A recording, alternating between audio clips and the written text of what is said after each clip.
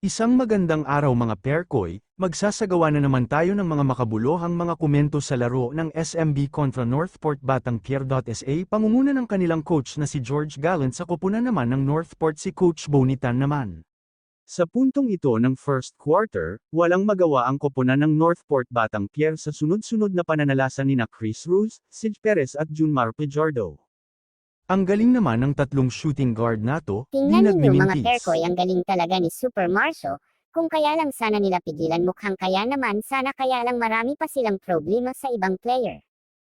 Ang hirap talaga dumipensa kung marami talaga mga ace player magmintis man anden peren ang mga big man gaya nitong SMB. Si Sid Perez talaga napaka-skillful, mahihirapan ka talaga magbantay sa kanya, anden pa si Romeo tapos si Pejardo na talagang maglaan ka ng 3 o 4 na mga tao para pahina ang opensa, kaya lang magawa man yun marami din malilibre na mga kasamahan niya.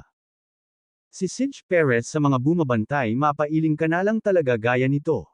Ayos naman dito ang pali-palitan ng pantos ng magkabilang koponan, makita mo talaga gaano sila kaseryoso may panali ang game. Pinahirapan nila ang isa't isa.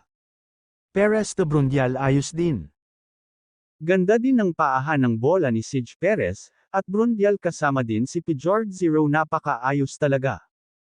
Ang kombinasyong CJ Perez at Pajardo ganda peren. Matindi man ang depensa ng SMB, wala peren yung problema kay Jeff Chan, season kasi na player din. Jeff Chan naman, nagpamalas ng galing sa koponan ng Northport. Sino ba naman di nakakakilala kay Chan na isang gainer nagbola, di rin kaya may depensa.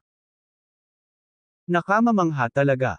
Puntong ito, matinding pinapahirapan ng Northport si Junmar Pejardo at nakuha nga ang bola. Di rin matatawaran ang ipinakitang galing ng mga player sa koponan ng Northport, ipinapakita din nila na mayroon din silang ibubuga sa game.